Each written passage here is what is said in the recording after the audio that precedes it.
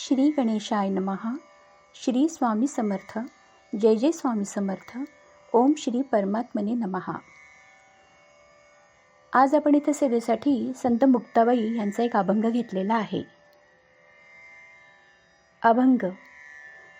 अमृत टाकून कांजीची आवडी, अमृत टाकून कांजीची आवडी, साजेना झोपडी काय त्याला.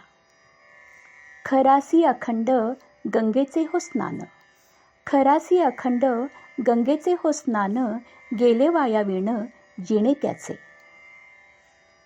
पोवळ्या परीस दिसती रानगुंजा, पोवळ्या परीस दिसती रानगुंजा, शृंगाराची काजा न येती त्या. आनारा परीस चोखट इंद्रावन, आनारा परीस चोखट इंद्रावन, चवी कडूपण हीन त्याचे. रंगाची बाहुली दिसती साजेरी, रंगाची बाहुली दिसती साजेरी, बेडगाचे परी नग झाली. मुक्ताबाई म्हणे पुरे ते दर्शन, मुक्ताबाई म्हणे पुरे ते दर्शन, गुरुविण संतपण आहे कोठे. सारांश. संत मुक्ताबाई म्हणतात, वरील सर्व उदाहरणावरून सांगण्याचा असा अर्थ आहे, गुरुशिवाय खरे संतपण किंवा आध्यात्मिक दिशा मिळत नाही. देखावे तर भरपूर दिसतात, पण कशाला बोलायचे कशाला सोडायचे हे मानवी बुद्धी ठरवू शकते. क्षुल्लक कारणासाठी आकर्षणासाठी माणूस या भौतिक जीवनात भरकटून अंती दिशाहीन होतो. तरुण वयात वाटणारे आकर्षण उतार वयात असह्य होते. म्हणून भगवत भक्ती हेच खरे मानवी जीवनाचे सार्थक आहे. हे ज्याने जाणले तोच भवसागर तरला. अर्थ. ज्याच्याकडे अमृतासारखी अनमोल वस्तू आहे तो कांजी म्हणजे कमी दर्जाच्या वस्तूची आवड धरतो. त्याला चांगल्या गोष्टीची किंमत कळत नाही.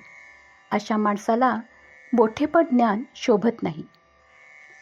एखाद्या गाढवाला रोज गंगेत स्नान घातले तरी त्याचे जीवन व्यर्थच आहे, कारण गंगेच्या पावित्र्याचे महत्त्व त्या गाढवाला कसे काय कळणार बरं. रानातल्या गुंजा या लाल दिसतात, पण पोवळ्यासारख्या मौल्यवान धातूची स्तर त्याला येत नाही. त्यांचा दागिन्यासाठी उपयोग होत नाही. म्हणजेच दिसणे आणि खरे मूल्य वेगळे असते. कडू इंद्रावण बाहेरून सुंदर दिसले तरी आतून त्याची चव कडूच असते. म्हणजे बाह्य स्वरूपावरून खरे गुण ठरत नाहीत. रंगवलेली बाहुली सुंदर जरी दिसत असली तरी तिला खरे दागिने घालणे योग्य नसते.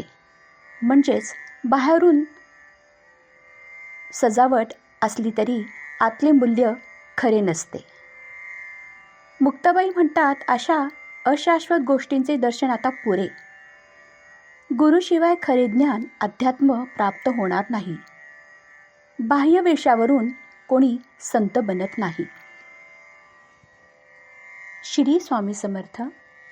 जय जय स्वामी समर्थ.